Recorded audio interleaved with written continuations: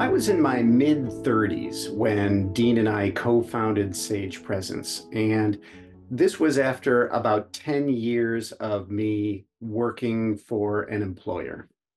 And after a couple of years of Sage Presence being in existence, a certain metaphor formed in my mind for what the difference was between co-running a business of my own and working for someone else. So what I started to tell people was when I was working for somebody else, it kind of felt like I was shackled to a cafeteria table. And periodically, somebody would bring me a tray of food that I could just kind of mindlessly eat.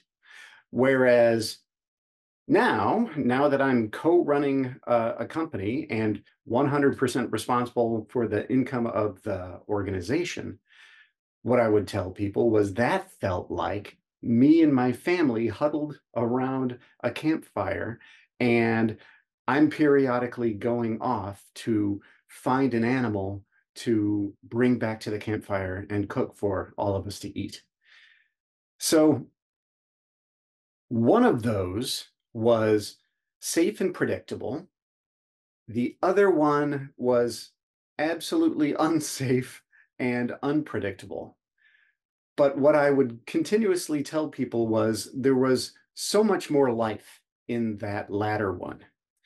And I've come to recognize that this metaphor is not just about being an entrepreneur, but it's about presence itself.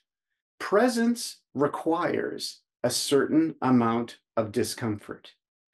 Being in the present moment means not living in the past, not living in the future.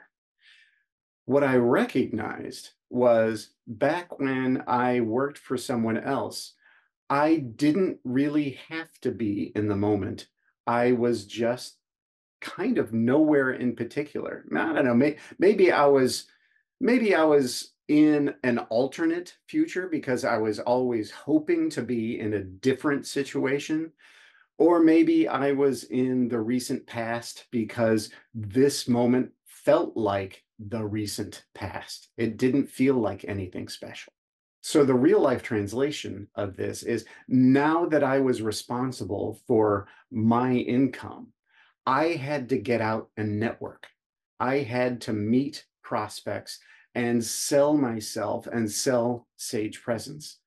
And at the beginning, I was super uncomfortable with that because I really didn't know who and what we were yet. I didn't know what to say. I didn't know how to sell us. It was extremely uncomfortable. And after a while, I got better at it with more repetition, with a greater understanding of what our value proposition was, with a greater understanding of what to say to engage other folks and to build relationships with my prospects. I got more comfortable with it. And over time, I got to a point where occasionally I would experience what I would call too much comfort. I wasn't really in the moment because, this sales conversation or this networking conversation is just like the last dozen I've had. There's nothing new here. So that's a mistake. You can actually get too comfortable out there. And I'm sure we've all been on the receiving end of conversations with folks where they weren't really interacting with us. They weren't really seeing us. They weren't really hearing us. They were just kind of on automatic. The bottom line here is going back to my metaphor, you don't want to be too hungry, too uncomfortable when you are selling yourself. You also don't want to be too comfortable and too satiated.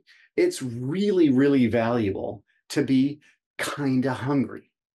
You want to be not quite sure what's going on right now. You want to be not quite sure what to say to somebody else. You want to be not quite sure what they're going to say to you.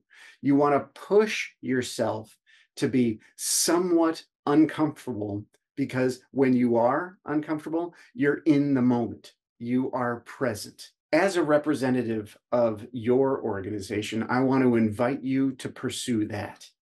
And if you are a leader of other representatives of your organization, I want to encourage you to start talking like that to your team. I want you to talk to them and encourage them to pursue a certain amount of discomfort, a certain point of being just on the edge of too uncomfortable. If they can manage that, if they can choose to be a certain amount of uncomfortable, they will be in the moment